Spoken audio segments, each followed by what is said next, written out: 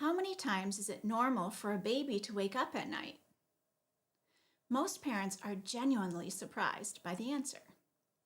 And honestly, it might change how you see the whole night.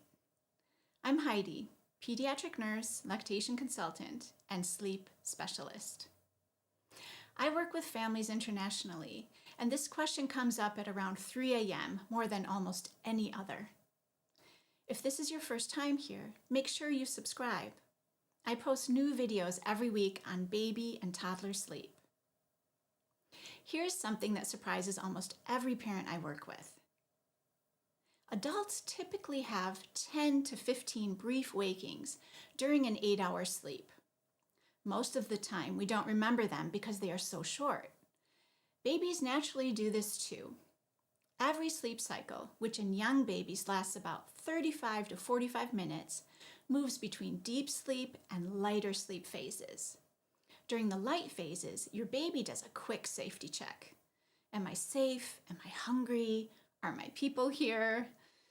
If everything feels familiar and calm, they drift back into deeper sleep. If something feels off, they let you know. And seriously, that's a good thing.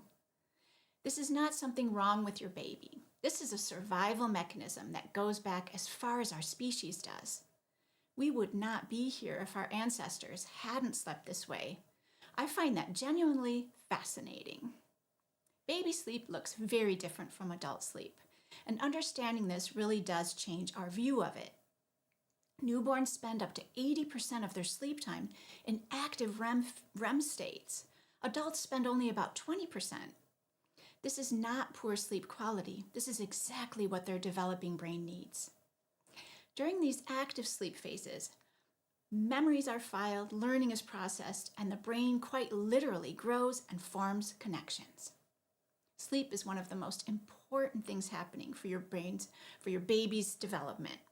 And even when it doesn't always look peaceful when we are watching them.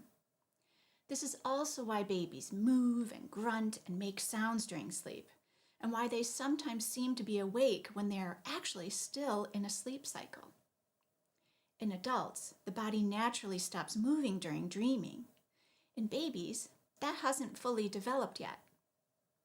So before reacting, give them just a moment. They may surprise you and glide right into the next sleep phase all on their own. Night waking is normal, but a few things make it feel much more manageable. The first is simply knowing what to expect. When you understand that your baby is naturally going to surface every 35 to 45 minutes, you can almost set your watch to it. That predictability gives you back a sense of control, which feels pretty good at 3 a.m. The second thing that helps is keeping your response very calm and low-key when a waking happens. Whether you are in the same room, co-sleeping, or coming in from another room, the principle is the same. Wait a moment before engaging. Breathe slowly and deeply yourself first. I'll admit, I have often pretended to still be asleep when the baby I was taking care of nearby was in their checking in safety mode. Sometimes that's genuinely all it takes. The goal is to respond to real stress signals, but not to every small sound, and to keep the interaction as calm and unremarkable as possible. A young baby will naturally need more presence and reassurance. A toddler, if things have been going well, will gradually need less and less as their sense of safety with sleep grows. And the third thing, which I always mention, is consistency helps so much. Going to sleep at roughly the same time and waking at roughly the same time every day makes an enormous difference to how well the whole night goes. This is a big enough topic that it will be getting its own video. But for now, predictability is your best friend. Here's one simple thing you can try tonight. When your baby or toddler stirs, pause before reacting. Watch, listen, don't forget to breathe. You may find they settle back to sleep on their own, which is a wonderful sign that their system is learning to feel safe with sleep. And when you do need to engage, Keep it calm, brief, and reassuring. You are giving them a gentle moment to find their own way back without excessive sleep service on your part. One last thing, and I'm saying this because it really helps to orient yourself. If the nights go well 70 to 80% of the time, you are already doing wonderfully. Teething happens, illness happens, big developmental days happen. It is just not realistic to have a perfect night every night.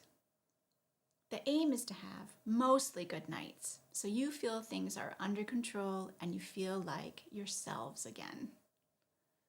That is a wonderful and realistic goal.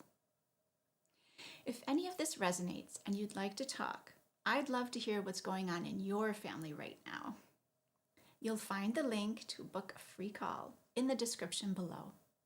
Let's get you on the way to well-rested.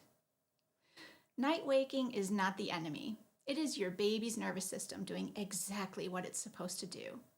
Checking in, staying safe, and slowly, gradually learning that sleep is a place they can return to and even enjoy.